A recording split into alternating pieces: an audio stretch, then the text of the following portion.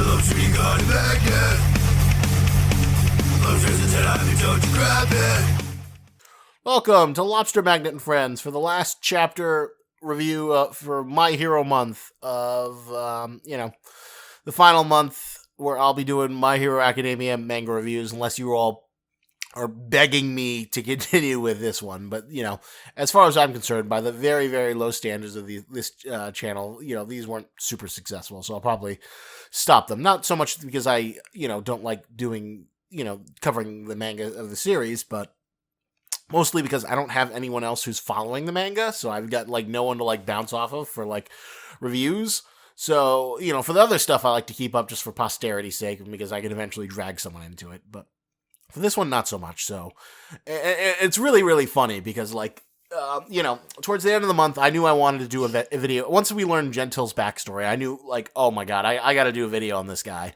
It hit home. It was super sad and tragic, but I was also a little bit cautious because, it could have gone in one of many directions. The direction I sort of thought it was going to go to is that, I thought Midoriya would win Gentile's heart, and then what would happen is after Midoriya and Gentile come to terms, Midoriya says that Gentile's just coming to get into the school festival, and then he would have covered for him, and then Gentile would have gotten in, and there would have been some sort of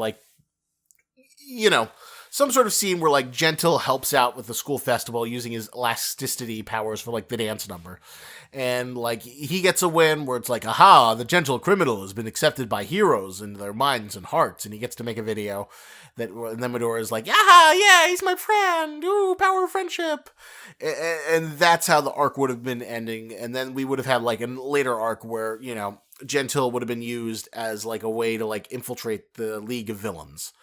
And that he would have been a double man agent. And that's what I would have liked to see. And who knows, we might still see a version of that. But instead, it's just sort of Gentile's met by the pro heroes, and his entire will is just completely shattered.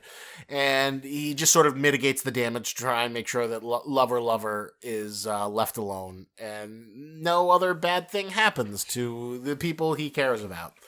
Which is, sad and tragic and sad to see as he's finally forced to admit defeat and carted off.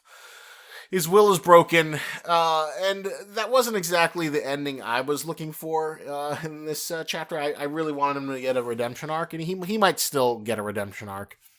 But, just sort of wraps up, Midoriya and Gentile works with Midoriya in the sense that, he admits, he turns himself in, raises the white flag, and sort of gives up. And then he tells him the revelation that, I wanted to be a hero, but then all I could have was a villain, which sort of fits into my thesis that, I think Gentile is going to teach Midoriya his hardest lesson, and he's going to reflect upon, that not all the villains are necessarily malicious people, but, or, horrible psycho killers, but they're just people with dreams and hopes that have been turned away from the world, and how can he reach them? But, then it sort of shifts forward with him getting back to school in time before his, dance number. And I guess, next chapter we're gonna get to see, him make Aries smile as he dances on stage. So, I'm sure that'll be a really cute ending, because this has started out as a very lighthearted arc, took a much, serious turn as, Midoriya clashed with Gentile, and we learned his story, and, obviously I loved his story because, the mediocrity of Gentile, the gentle criminal, hit hard from home, and Midoriya gets an upgrade with those, bitchin' gloves, where you can now, shoot shit with his fingers without breaking them. So that's a big step up for him. And I'm kind of curious, what his final outfit will look like once he's got all of his armor pieces. Because let's see, he's got the green suit. He's got the green rabbit suit, which was adjusted for the jaw, which looks much better now.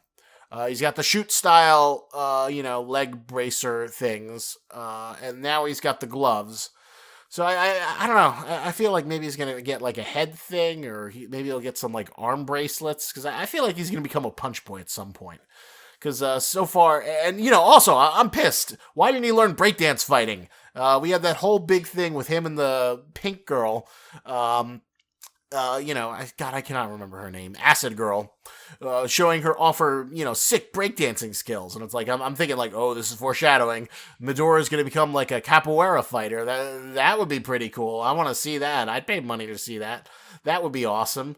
But then he doesn't become a capoeira fighter, unfortunately. And I was super disappointed and kind of pissed not to see that, which is unfortunate. But, I was just hoping that he'd become a breakdance fighter. But who knows? Maybe he'll still become a breakdance fighter. But it seems like he's transitioning, like the introduction of the gloves is transitioning him back to be a punch boy. So, the fact that we have Eerie, that's one of the things I don't understand in the sense that, we got Eerie there. Oh, supposedly she can't control her quirk, but she's just like a walking Deus Ex Machina plot device designed to give Midoriya back his arms so he can go back to being a full punch boy. Or who knows, maybe that's what Horikoshi's developing for. That, Deku's leg training makes him more adept at using one for all for, his different limbs. And then, Shigaraki does some sort of big attack and it's like, oh shit, everyone's getting fucked up. Oh, this is really bad. Too bad we don't have All Might anymore. Then, Midoriya is like, goes to Eri and Eri goes to Midoriya and she's like, here, I've learned to control my quirk. And then she gives Toga back his quirk. And then, not Toga, Mirio. There we go. The Mirio. She gives Mirio back his quirk so he can, be a transparent dude. And she gives Midoriya back his arms. And then they're like fighting side by side, Senpai and Junior, the real successor and the preferred successor battling side by side. And oh my god, and Midoriya's using one for all at 100% and he's punching the shit out of guys. That'd be a cool moment. That'd be a cool moment.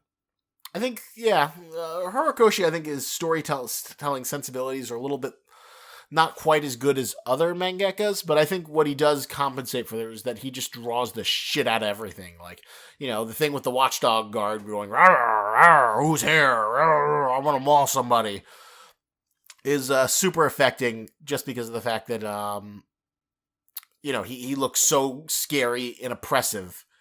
That that it helps to like engender sympathy for poor old Gentil. But this is a good way to wrap up the arc, and it seems like we're definitely gonna this arc is like 1 or 2 chapters at most before it's over, and then we move on to like the next big thing. Maybe we'll see that giant Godzilla monster. I feel like he's the sort of next big thing. Either that or Shigaraki's gonna finally do something. If I give this chapter 8, it's a good 8. Not quite as good as it could have been, but still a good old solid piece of fun storytelling. And I enjoyed it. It was a great way to end off My Hero Month, to end covering this arc, which ends just as soon as I ended making my videos on it. So now I'm finally free, and I can just watch the anime and do other shit. So those are my thoughts. I'll see if I can... Well, actually, I can't get anyone for this one, but, unless you guys keep on demanding, I'm probably not going to do this anymore. For this series, at least. But who knows? Maybe someday someone will catch up with the manga and I can drag them in to talk about it, because I do like talking about shit. So, alright, thank you for listening to me out, hearing me out. And remember, lobsters and tennis, but don't you grab it.